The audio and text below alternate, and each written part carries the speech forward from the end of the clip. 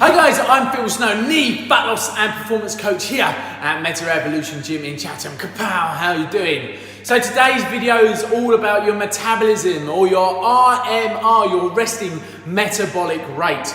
Now, there may be a little bit of myth out there about some people have faster metabolism than others due to their genetics. Well, unfortunately, in science, that's not strictly true, and scientists have actually found that it's not a case of being genetically gifted that you burn more calories. It's more likely because you're spontaneously doing more activity, or the leaner person is doing more activity and probably eating less as well, so their body fats stay a little bit lower. Now, things affecting your metabolic rate, i.e. how many calories you're burning throughout the day, are things like your breathing. These all contribute to calories that you're burning or energy you're expending, okay? So just by breathing, think about the lungs, that's a muscle that has to work. Your circulation of blood and the lymphatic system, which involves a process known as peristalsis, which is like wave or pumping like contractions of the arterial walls. Keeping warm, okay, you're burning more calories, okay, thinking about shivering, those tiny muscular contractions to kind of keep you warm. Chemical reactions going on in the body, brain function as well, burns lots of calories, okay, expends loads of energy. You think about a hard day at work where you've just been concentrating. You might not necessarily be physically active, but you just feel certainly wiped out and tired at the end of the day. I know I do after teaching. Other maintenance of body functions throughout the body, otherwise known as homeostasis as well, will all contribute towards your total energy expenditure, okay, and mustn't be ignored.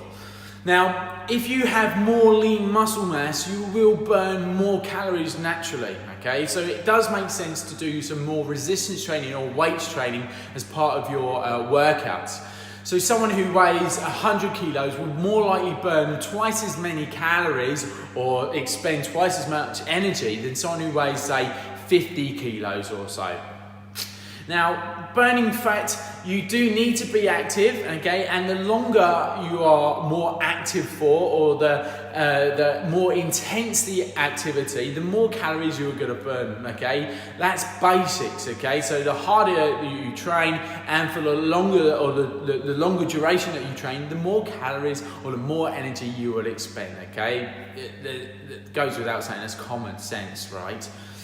But also other things that would affect how long you burn calories for after training is based on what's known as EPOC, which is your excess post-exercise oxygen consumption, okay? So that afterburn effect, if you like, or the afterglow. So that's after you do some resistance training for up to 24 to 48 hours, you will still be burning or expending energy, kind of recovering from that said exercise. So yes, it is important to get cardiovascular training in with your workouts, but it's not absolutely necessary. Ultimately, guys, genetics doesn't dictate your metabolism, okay? It does come down to energy expenditure and energy intake. The harder you train and the longer you train for will burn more energy, okay? The less food that you would consume, the less energy that you are taking in on board will contribute towards your total fat reduction, if that's your goal, obviously. Guys, I hope that's helped out and expelled a few myths. Until next time, keep it real.